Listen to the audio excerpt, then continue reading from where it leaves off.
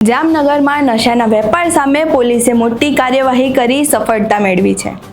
આખરે ક્યાંથી આવતું હતું ડ્રગ્સ, કોને પહોંચાડવામાં આવતું હતું અને આનું નેટવર્ક ક્યાં સુધી હતું તેના વિશે વિગતે ચર્ચા કરીશું। નમસ્કાર, આપ જોઈ રહ્યા છો ચક્રવાત ન્યૂઝ। હું આપની સાથે વંશિકા।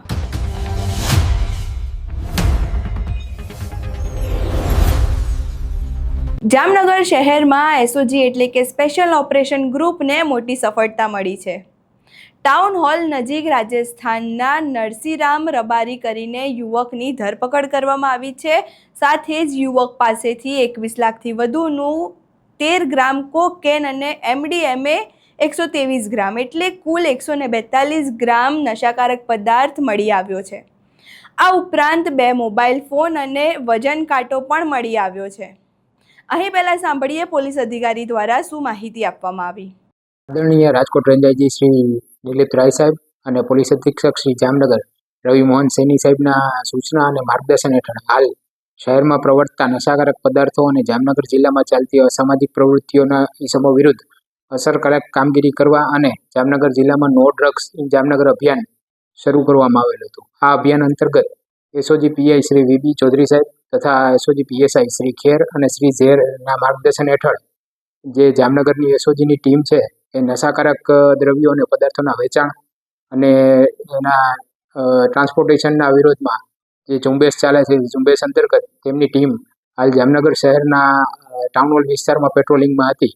તે દરમિયાન સ્ટાફને એક ચોક્કસ બાતમી મળેલ કે નરસિંહરામ કૃપારામ લુણા રબારી હાલ રહેવાસી જામનગર અને મૂળ રહેવાસી સાચોરવાળો વ્યક્તિ જે છે એ ટાઉન હોલ ખાતે કોટક મહિન્દ્રા બેંકવાળી ગલીમાં નશાકારક પદાર્થોના વેચાણ અર્થે આવનાર છે। આ ચોક્કસ બાતમી મળતા એસઓજી પીઆઈસીની સૂચના મુજબ તેમની ટીમ એલર્ટ થઈ ગયેલી અને તુરંત જ સ્થળ પર વોચ ગોઠવવામાં આવેલી।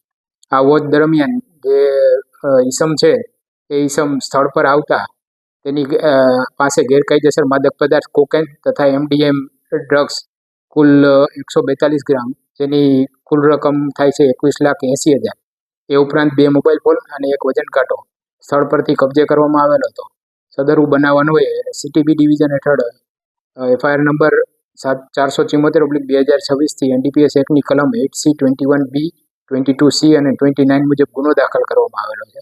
આમ એસઓજી દ્વારા ખૂબ જ સારી કામગીરી કરવામાં આવેલ છે અને ભવિષ્યમાં પણ આ જે કેમ્પેઇન છે એ કેમ્પેઇન હેઠળ આ નશાકારક દ્રવ્યોના હેરાફેરી અંગે કડક કાર્યવાહી હાથ ધરવામાં આવશે।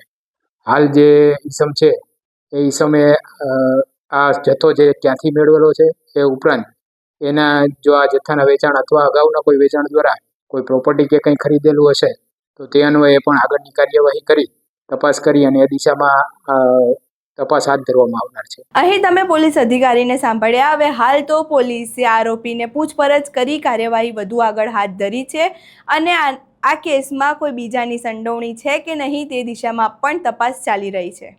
અહીં તમે આખી ઘટના સાંભળી। આ ઘટનાને લઈને તમારા શું મંતવ્યો છે અમને કમેન્ટ બોક્સમાં જરૂરથી જણાવજો। અમારો વિડીયો પસંદ આવ્યો હોય તો વિડીયોને લાઇક કરો, શેર કરો અને અમારી ચેનલને સબસ્ક્રાઈબ કરવાનું ભૂલશો નહીં। નમસ્કાર।